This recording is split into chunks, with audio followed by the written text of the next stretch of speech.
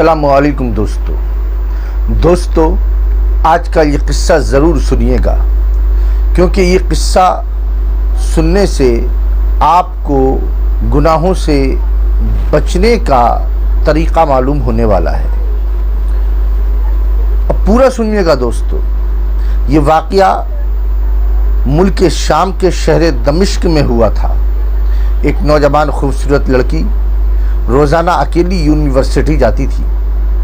اسی یونیورسٹی میں اس کا والد ایک ڈپارٹمنٹ کا انچارج تھا۔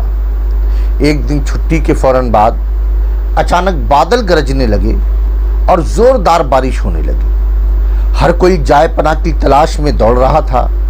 سردی کی شدت بڑھنے لگی۔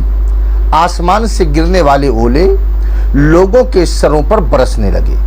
یہ لڑکی بھی یونیورسٹی سے نکلی اور جائے پناہ کی تلاش میں دوڑنے لگی۔ اس کا جسم سردی سے کانپ رہا تھا، لیکن یہ نہیں جانتی تھی کہ اسے پناہ کہاں ملے گی۔ جب بارش بہت زیادہ تیز ہونے لگی، اس کا جسم سردی سے کانپنے لگا، تو اس نے ایک دروازہ بجایا۔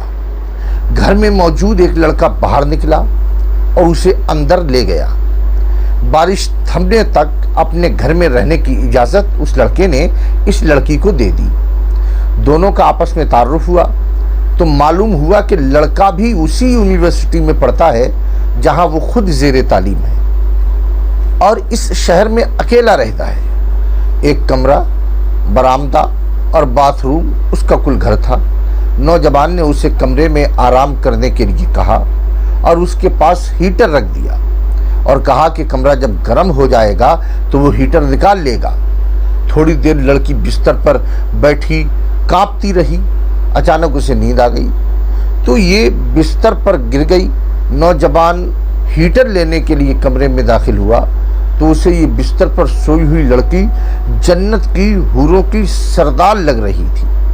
وہ ہیٹر لیتے ہی فوراً کمرے سے باہر نکل گیا، لیکن شیطان جو کہ اسے گمراہ کرنے کے موقع کی تلاش میں تھا اسے وسوسے دینے لگا۔ اس کے ذہن میں لڑکی کی تصویر خوبصورت بنا کر دکھانے لگا۔ تھوڑی دیر میں لڑکی کی آنکھ کھل گئی۔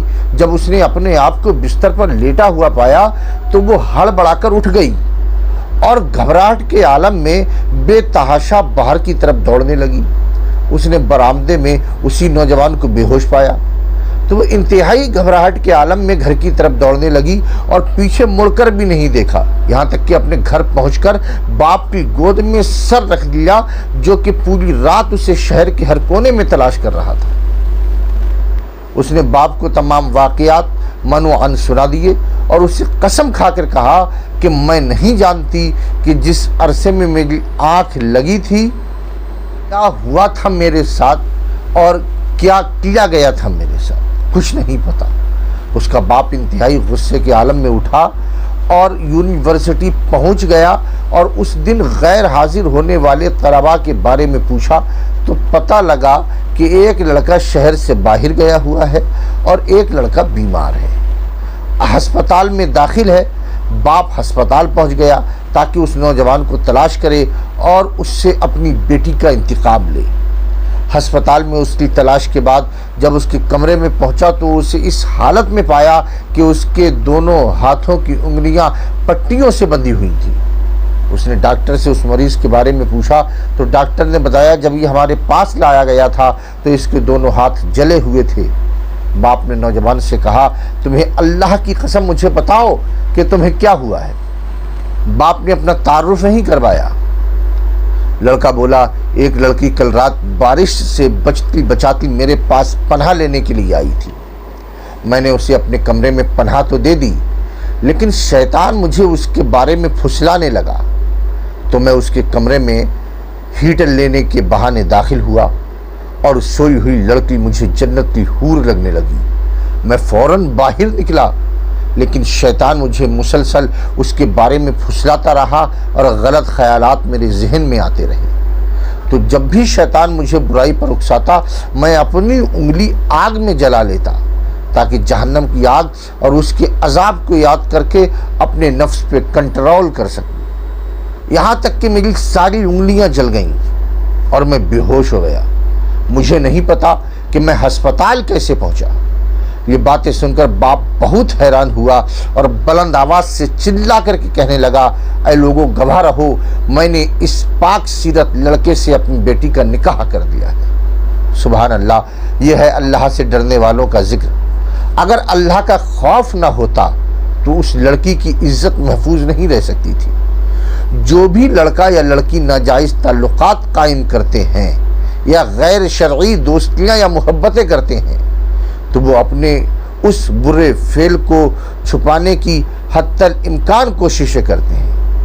وہ چاہتے ہیں کہ والدین ان کے ان کاموں سے بے خبر رہیں، حالانکہ وہ یہ جانتے ہیں کہ اللہ ان کے ہر فعل سے باخبر ہے، پھر بھی ان کے دل میں اللہ کا خوف پیدا نہیں ہوتا۔ ایسا کیوں ہے؟ کیونکہ والدین نے بچپن سے ان کے دل و دماغ میں اللہ کے خوف کے بجائے اپنا ذاتی خوف، رعب و دبدبہ، سزا کا ڈر ہی بٹھایا ہوا ہوتا ہے۔ اسی لیے آج وہ اللہ سے بے پرواہ ہو کر والدین سے چھپ چھپا کر گناہوں کا ارتکاب کرتے ہیں۔ اور ایسے بھی والدین ہیں جنہوں نے اپنی اولاد کی تربیت خوف خدا پر کی ہے۔ اللہ پاک نے ان کی اولاد کو گناہوں سے باز رکھا، برائیوں سے باز رکھا ہوا ہے۔